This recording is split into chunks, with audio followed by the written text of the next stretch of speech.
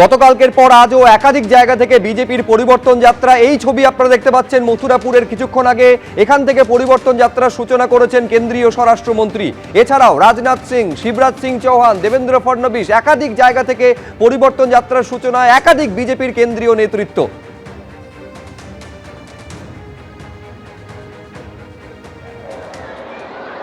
वंदे मातरम का मंत्र दिया है, जिसे आज सुनकर हर भारतवासी, चाहे वो भारतवर्ष के अंदर रहता हो अथवा दुनिया के किसी भी देश में रहता हो, इस वंदे मातरम गीत को सुनकर उसका सीना गर्व के साथ चौड़ा हो जाता है। वह भी देने वाले इसी धरती के सपूत थे, बंकिम चंद्र चटर्जी। और आज हमारे प्रधानमंत्री श्री मोदी, नरेंद्र मोदी ने करिश्मा किया है। बहनों भाइयों, आजाद भारत में राष्ट्रगान और राष्ट्रगीत जो दोनों ही पश्चिमी बंगाल की धरती के महापुरुषों ने दिया है, एक साथ गाने का सिलसिला यदि प्रारंभ हुआ है तो हमारे प्रधानमंत्री मोदी जी के रहते हुए यह प्रारंभ हुआ है, इसके पहले कभी नहीं हुआ है। बहनों भाइयों, यह बहादुरों की धरती है, मैं जानता हूं। यह क्रांतिकारियों की धरती है। यह नेताजी सुभाष चंद्र बोस की धरती है, जिन्होंने कहा था तुम मुझे खून दो, मैं तुझे आजादी दूंगा। यह बंगाल की धरती कोई ऐसी वैसी धरती नहीं है।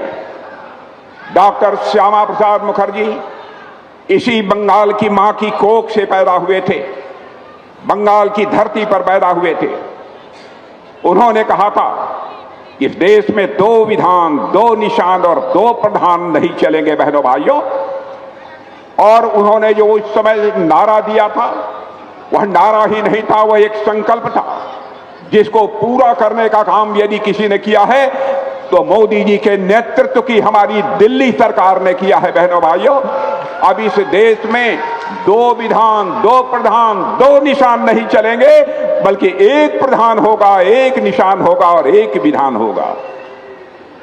मेरे बंगाल के बहनों भाइयों, मैं जानता हूं बंगाल की धरती, बंगाल की मिट्टी, यहां की मिट्टी में बलिदान है, यहां के मिट्टी में स्वाभिमान है।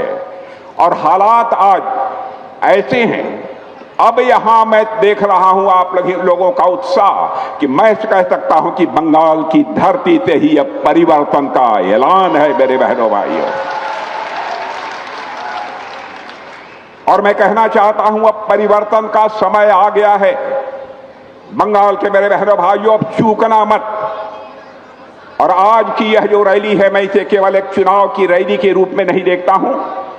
मैं मानता हूं कि बंगाल में परिवर्तन की यह रणभेरी है। आज की यह रैली, यह सिर्फ सभा नहीं है, बल्कि यह परिवर्तन का एक संकल्प है। इस परिवर्तन का यह संदेश है। साथियों, आज बंगाल की धरती पुकार रही है, अब टीएमसी का अत्याचार नहीं चलेगा। भारतीय जनता पार्टी आनी चाहिए और टीएमसी पश्चिमी बंगाल से जानी चाहिए। यह पश्चिमी बंगाल पुकार रहा है। अब टीएमसी का अत्याचार नहीं चलेगा। और मैं भारतीय जनता पार्टी का कार्यकर्ता होने के नाते पश्चिमी बंगाल की जनता को विश्वास दिलाकर जाना चाहता हूं। बहनों भाइयों, मैं देखूंगा, हमारी सरकार देखेगी पश्चिमी बंगाल की कौन मां का लाल है जो किसी के ऊपर जुल्म और अत्याचार ढाएगा, कौन किसी मां बहन के साथ कोई छेड़छाड़ करने की जरूरत करेगा। यदि किसी ने यह जरूरत की बहनों भाइयों, तो उसकी खाट खड़ी कर दी जाएगी। ऐसी सरकार होगी हमारी भारतीय जनता पार्टी की। पश्चिमी बंगाल में भ्रष्टाचार का बोलबाला है। जहां जाइए वहां भ्रष्टाचार की लोग शिकायत करते हैं। जहां जाइए लोग भय और हिंसा के मारे सहमे हुए हैं। लेकिन आज मैं देखता हूं उनके अंदर ऐसा उत्साह है कि अब लोगों के अंदर विश्वास यह पैदा हो गया है कि अब तो ममता जी जाने वाली हैं और भारतीय जनता पार्टी आने वाली है। यह पक्का भरोसा और विश्वास मैंने देखा है। और मैं आज कहकर जा रहा हूं, मेरे बहनों भाइयों, परिवर्तन होकर रहेगा। और यदि परिवर्तन बंगाल में होगा आप भारतीय जनता पार्टी की दूसरे राज्यों की सरकारों को जाकर देख लीजिए। जहां जहां हमारी भारतीय जनता पार्टी की सरकार है, तेजी से वहां पर विकास हुआ है। जिस दिन पश्चिमी बंगाल में भारतीय जनता पार्टी की सरकार बन जाएगी, मैं यकीन दिलाना चाहता हूं, यहां विकास भी होगा और बंगाल की प्रगति भी होगी। दुनिया की कोई ताकत इसे रोक नहीं सकती है।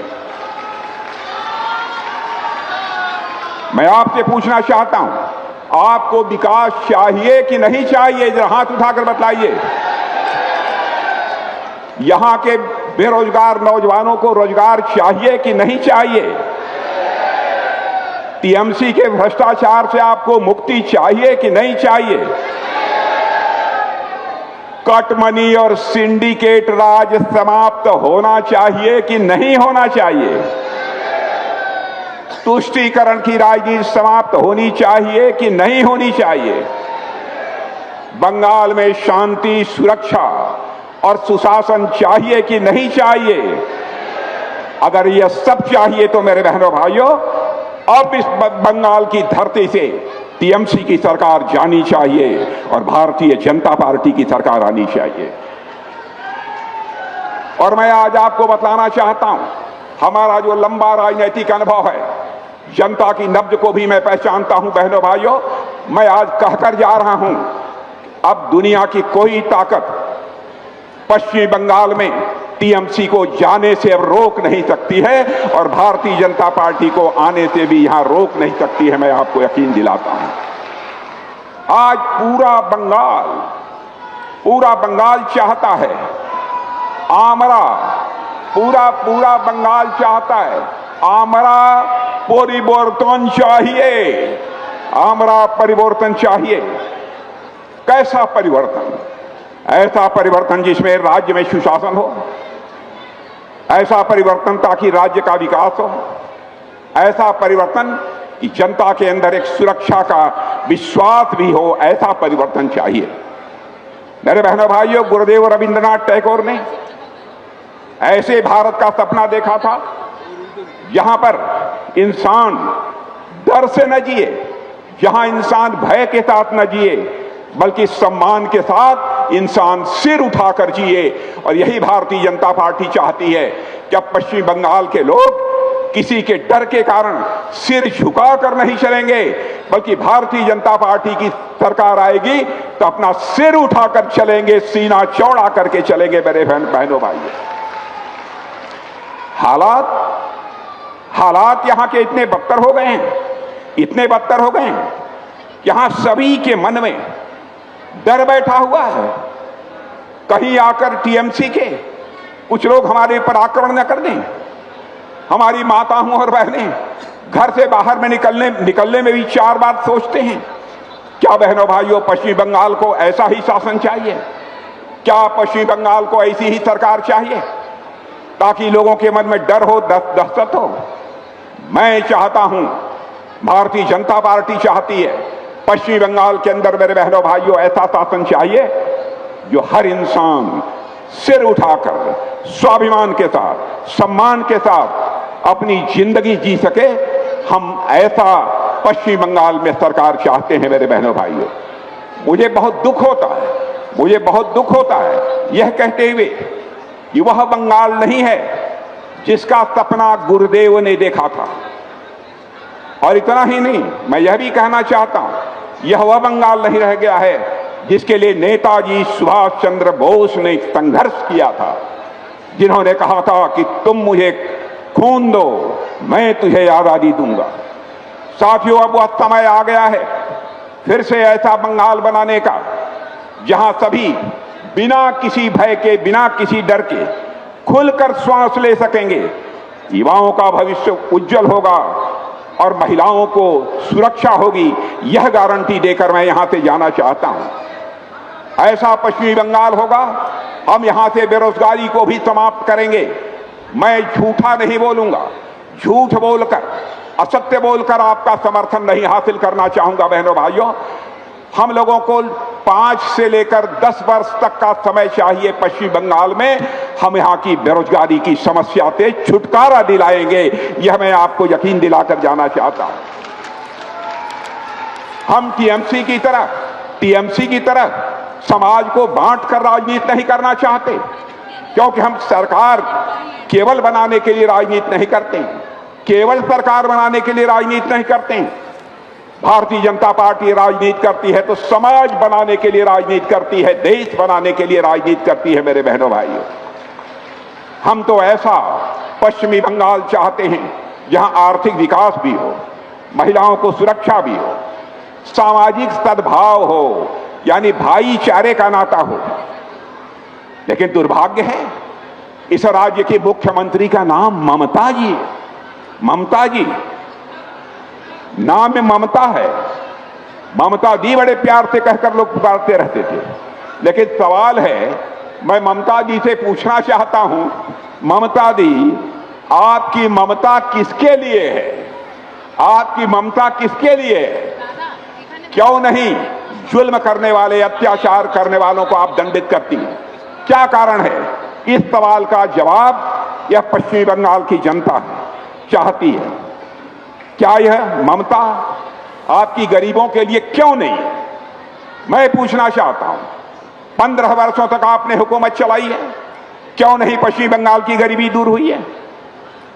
क्यों नहीं यहां की बहु बेटियां अपने को सुरक्षित महसूस करती हैं? क्या कारण है?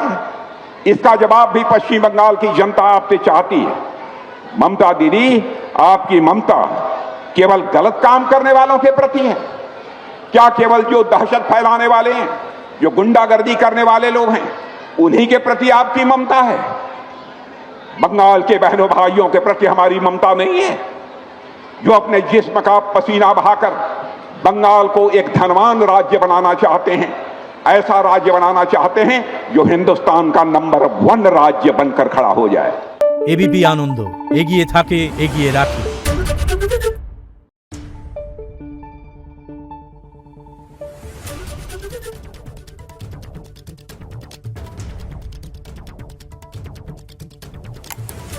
Thank you.